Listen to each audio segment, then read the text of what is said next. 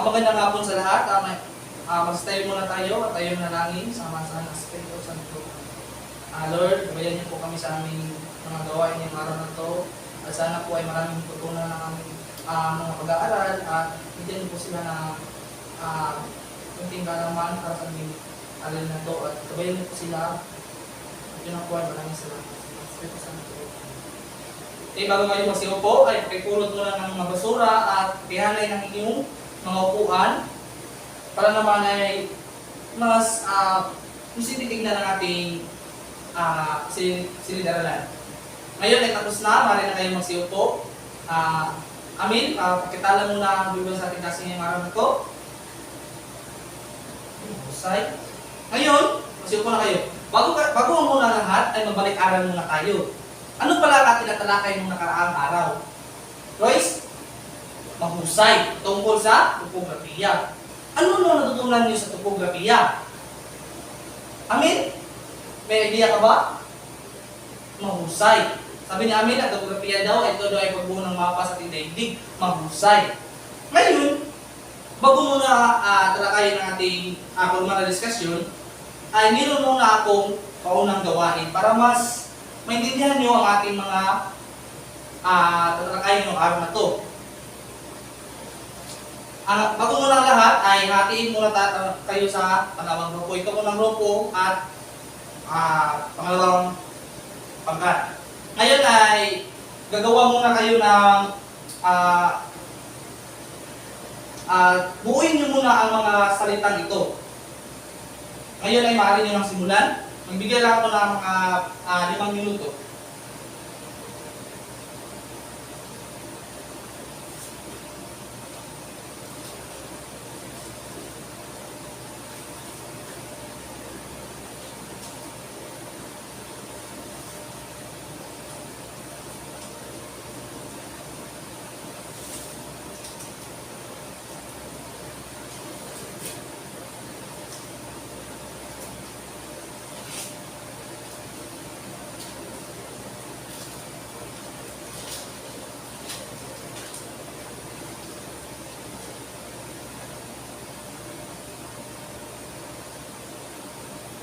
Ngayon ay tapos nyo na gawin ang inyong unang gawain. Batay sa inyong mga buong mga salita, ano pala ang ating talakayin ngayong araw na to? Sino ang magpapibigay sa akin? Ano ang ating aksang talakayin ngayong araw na to? Albero? Meron kang idea? Mahusay. Tama, mahusay ang sabi ni Albero. Ang sabi niya ay patungkol sa 5 tema ng geografiya. Mahusay. Bigyan ng 3 palakpak. Ngayon,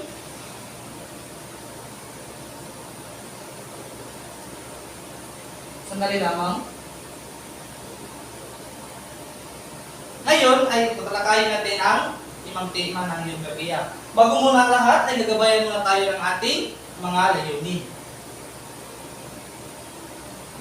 Ang unang pangkat ay basahin ang hanay A, at ang pangalawang pangkat naman ay hanay B, at pangatlong hanay C ay sabay-sabay niyong basahin. Ngayon ay tapos na. Tutungo na tayo sa ating paksang talakayin. Ngayon, ito ay tungkol sa geografiya. Ang geografiya ay nagmula sa salitang Grego o geografiya na nangangulugan na pangarawan sa daigdig. Kasama na ang pang-aaral nito ay pagtingin sa physical, biological o kultura aspekto ng daigdig o geografiya ng tawag ng mga tao. Ang tawag ng mga tao ay nag-aaral ng geografiya. Ayun naman ay meron ng mga geografiya ng mga tema. Ito ay ang lokasyon. Ang lokasyon ay ang tumutukoy sa karoonan ng isang lugar sa daigdig. Ito ang lokasyon. Ang pangalawa, ito ay dalawang pagtukoy ng lokasyon ay ang lokasyong absolute. Ano pala ito? Ang lokasyong absolute ay sumasagot sa tanong na saan. kundi kung saan ka pupunta, ganyan.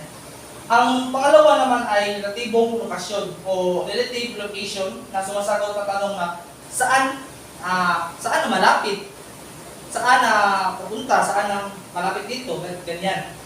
Ngayon naman ay ang absolute na lokasyon.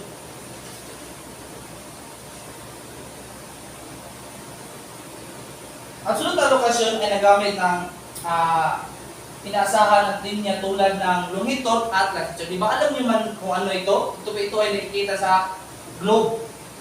Ang longitude ay ito ay paganyan at ang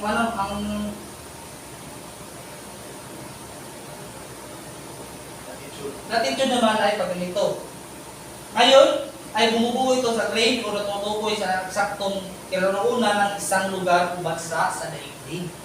Yan ang absolute na lokasyon. Ano naman ay tutungo tayo sa relatibong lokasyon.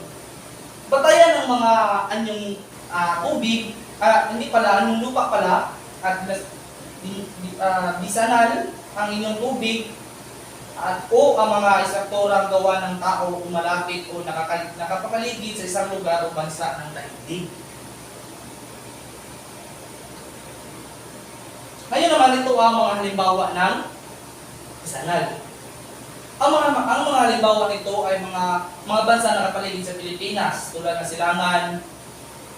Silangan, sa Goong, Hilaga sa Taiwan, Kanluran sa Vietnam at Timog sa Malaysia.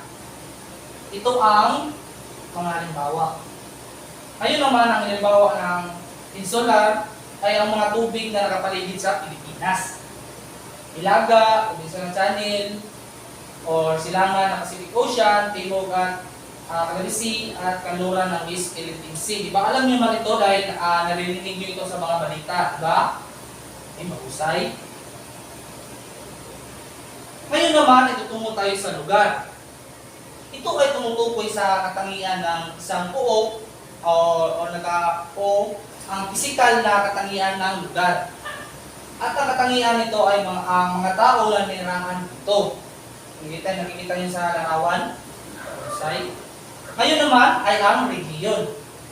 Ito ay tumutukoy sa bahagi ng daigdig na pinagbuklod-buklod ng nakakatulad ng pisikal o kultura ng agrikultura o politikal na katangian. Batay sa mapa nakikita nyo dyan, nandyan ang North Asia, Central Asia, Eastern Asia, South Asia, Eastern Asia, at Southern East Asia. Ngayon naman, ito naman ay ang interseksyon ng tao sa kapaligiran. Ito ay tumutukoy sa kung paano ang tao ay depende o umaayon sa gumagawa ng pagbabago sa kanyang kapaligiran.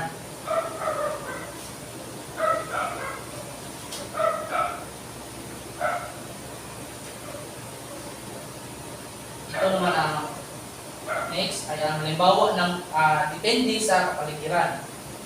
Abat kasi nakikita ang mga larawan, ito ay mga nahihirapan na paglapit ng anyong tubig ay nagiging ang mga mangingisda. Tulad naman sa Jinsan, di ba? Ang Jinsan ay isa sa mga supplier ng isda o mga seafoods na nakikita. Ngayon naman ito ang mga nasa kapaligiran ay naging mga magsasaka. Diba? Alam niyo kung ano ang magsasaka. Ito ay mga producer ng bigas o sa ibang bansa, meron din sila nito dito sa atin. At ang halimbawa sa pag-ayon ng kapaligiran ay paggamit ng makapal na kasuotan sa mga malamig na lugar. Diba? Sino sa inyo ang nakapunta na dito sa malayong lugar o meron ng karanasan kung gaano kalamig? Wala pa? Dahil dito, nakikita niyo sa larawan, sila ay talagang makakapal talaga ang kanilang mga sinusuot. Dahil ito na lugar ay malamig talaga. Ito naman ay yung paggalaw. Ito ay tumutukoy sa paglipat ng mga tao o produkto, impormasyon o sakit ng mga ibang lugar o bansa ng daigdig. Ito ang paggalaw. Tulad dito ang nakikita siya sa larawan nito ay paggalaw ay paggamit ng iba't ibang uri ng transportasyon, internet connection sa media, electronic gadget. Diba? Sino nito ang nakasakay na ng eroplano? Nakasakay na ng barko. Si Royce nakasakay na pala siya ng barko. Diba? Nakikita nyo ito sa atin ito ang mga kasanayan natin masasakyan yung bus. Diba? Mahusay.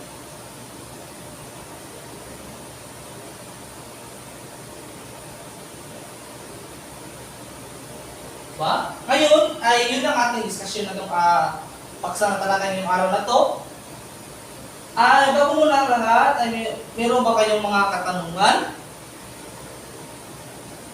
Dito na banda, meron katanungan?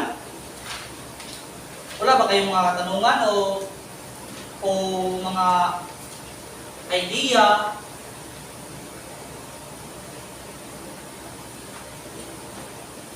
Meron akong inandang katanungan dito. Ano ang napapansin nyo base sa binuong mga salita?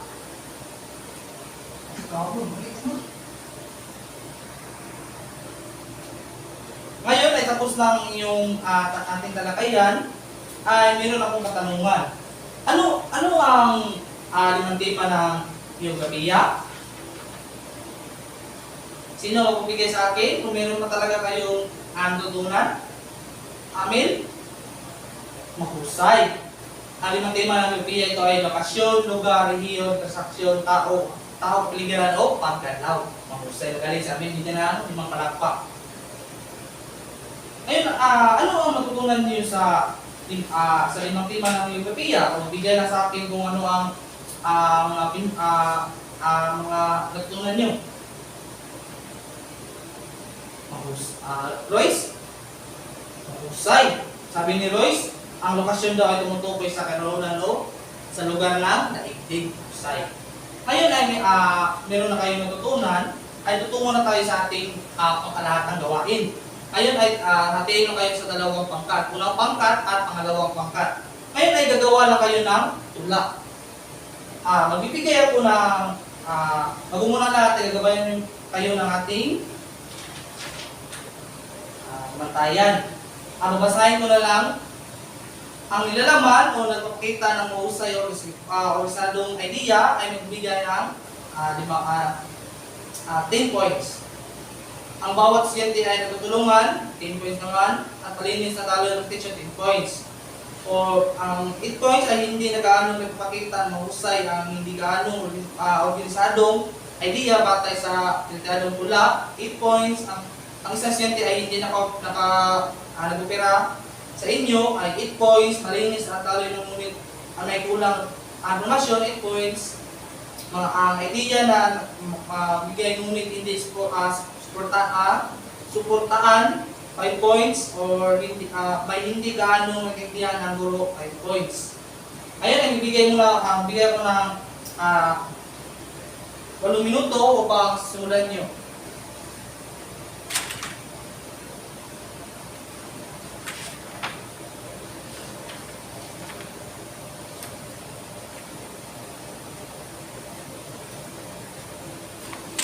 Ngayon, tapos na. Maaari na kayo magpresenta sa harap. Unang pangkat. Mahusay. Pangalawang pangkat naman.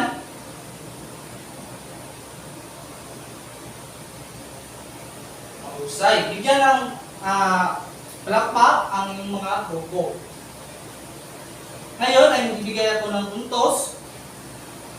Ang unang grupo ay nakakuha ng 30 points dahil ito ay nagpapakita ng mahusay at organisadong idea sa tula. At bawat mga membro ay nakakilahok at malinis na ang kanilang mga presentasyon. Ang grupo naman ay nakakuha ng 29 points dahil bawat estudyante ay tutulungan, bigyan ko ng 10 points at bibigyan ko ng 8 points dahil merong isang estudyante na hindi nagpupira sa kanila. At malinis naman ang kanilang presentasyon ay bibigyan ko sila ng 58 points. Ngayon ay tapos na at tungo na tayo sa inyong pagtataya.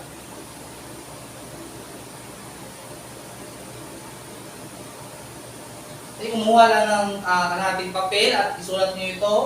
Sagutan nyo. Ito yung una.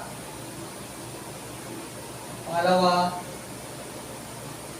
Tapos na ba? Kung sa ganun tapos na, ay bago muna ang lahat, ay babalikan muna natin ang ating mga unit kung ito ba ay natugpo.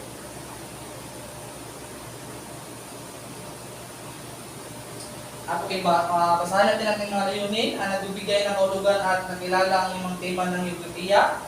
Ito ba'y natumpok? Mahusay. Nakagawa ng tula patungkol sa limang tema ng geografiya. Ito ba'y natumpok natin? Mahusay. Nakakalika ng makabuluhang pananaw sa kalagahan ng limang tema ng pag-aaral o geografiya bilang isang disiplina sa pamamagitan ng limang tema ng geografiya. Mahusay. Kung sa ganon ay kumuha kayo ng inyong kwaderno at isulat nyo itong takdang aralin. O maaaring nyo lang kulang ng picture para mas mabilis. Yan, tapos na. Ayaw na kayo magsitayo. Paalam mag-aaral.